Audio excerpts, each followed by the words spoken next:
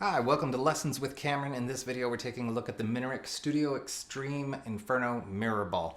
There are still a small handful of them available on the market, and then of course some are available in the secondary market as well, in the used place. But there are a couple left out there that are still brand new and unplayed. The rest of the guy here is mahogany. It's pretty much straightforward. I do not believe there's any maple under the glass, but the glass brings its own kind of bright tone to it. As we move up the neck, the inlays here are the lotus inlays. It's like a lotus flower that's kind of blooming from the top all the way down, as it just kind of opens up and gets shorter and wider, much like the frets do. And you've just got a banner at the 12th fret. This is the Minarik Inferno Cherub specifically, so inlaid here in the headstock we have a little cherub guy. It is bound around the body, bound around the neck, bound around the head. Around the binding on the inside we have this cool purfling that actually goes along the whole guitar, and this is an interesting touch because I don't think you would ever see this from any further than a couple inches away when you're holding it. So I feel like this is a detail that was done really with the player in mind, so that you as the player have something really kind of cool to look at when you get up close to it. The glass does add some weight. This is a pretty hefty guitar. It is not my heaviest, but it is among the heaviest. I would say this is roughly on par with the Les Paul I got behind me here. You want to make a big statement, you're going to play a big guitar, it's going to weigh a few pounds, but you got to be a tough guy and pick it up. Let's take a listen to what this does. We've got two pickups, basic setup here. We've got bridge humbucker, neck humbucker. We've got one tone knob for everybody. We have on the here we've got the bridge volume, and then we've got the neck volume. It's a very simple layout. I kind of like the way that it's set up. We've also got a pickup switch up here, and the pickup switch placement is absolutely great because I have never once hit this one on accident. And I've had guitars where the pickup switch are placed down here, and I have hit that on accident a number of times.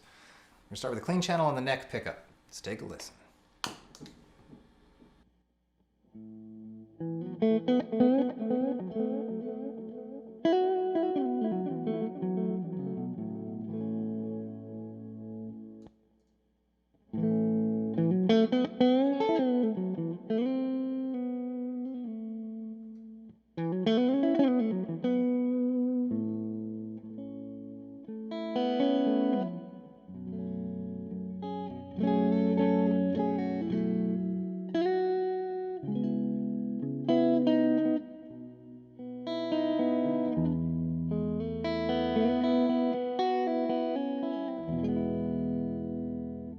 Onto the neck, or center setting, so both pickups around.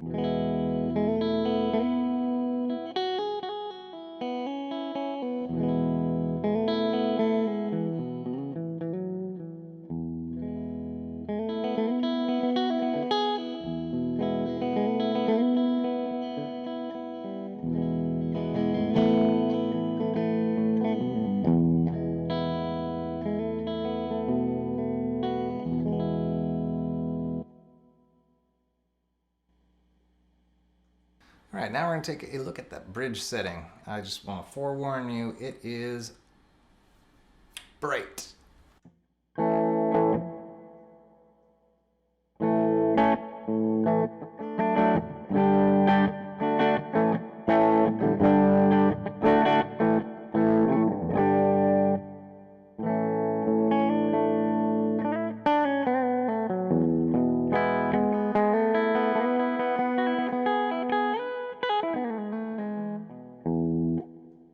That, though it doesn't give the most flattering clean channel sound, it makes for a really cool distortion.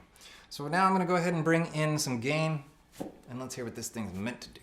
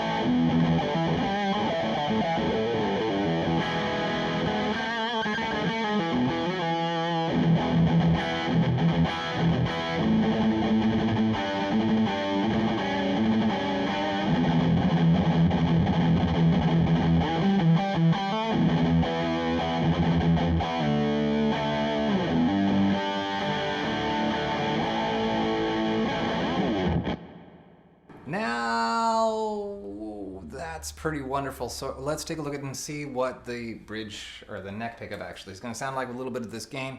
I've got a different gain ready to roll too once we get done with the actual orange Rockerverb's in-house gain. Take a look at what the Getaway driver is going to give us, the Overdrive pedal. So on to the neck pickup.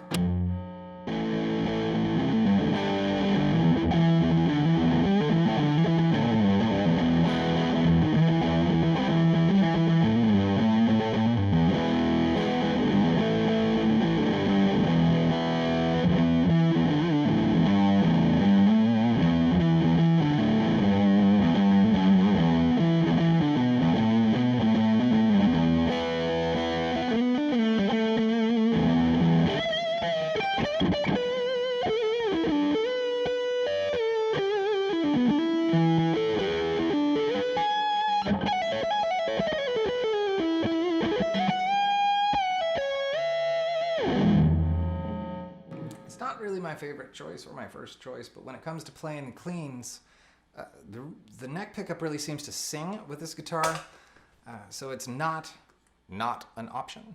It's just a nice, balanced, clean sound.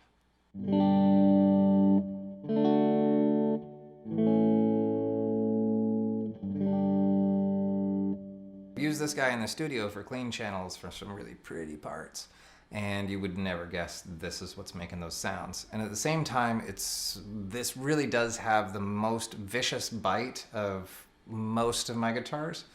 The strings aren't as new as I'd like them to be for this demonstration, but oh man, this thing can really scream when it comes to especially getting those heavier, crunchier tones. So let's take a listen to the Getaway driver. This is an orange Overdrive pedal, and see what it sounds like with maybe a different kind of gain.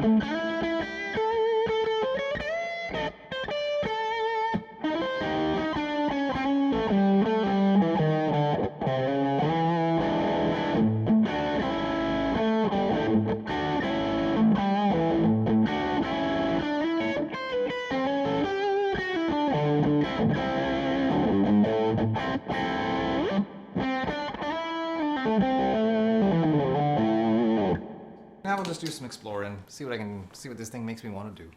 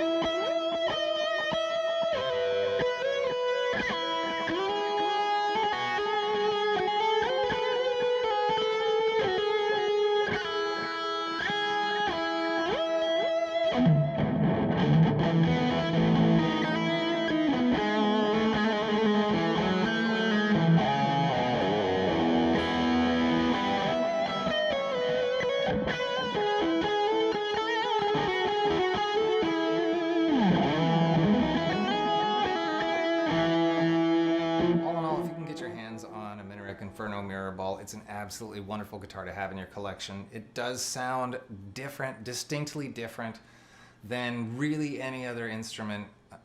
So there is something to this design. It's not just for the shock and awe factor of, whoa, that thing is on fire. But instead, each one of these is tapped into different frequencies. It just makes some sense to make it a functional part of that design. And I think the beauty in Minarik guitars is that it is where art and technology kind of come together to try to bring you a lot of different sonic possibilities just by altering these shapes and working with the flow of the instrument. I'm a huge fan of Minarik guitars. They are a very small company and they don't turn out too many guitars, and they can be kind of hard to get your hands on, but if you can find one, absolutely. I see them popping up online from time to time. And as well as you can always go to MinarikGuitars.com and do a dealer search and contact a dealer directly. This guitar company is making some very cool stuff that I just am not seeing anywhere else. Thanks for tuning in. This is Lessons with Cameron. This has been the Minarik Studio Xtreme Inferno Mirrorball demo review discussion thing that we do. Thanks for tuning in.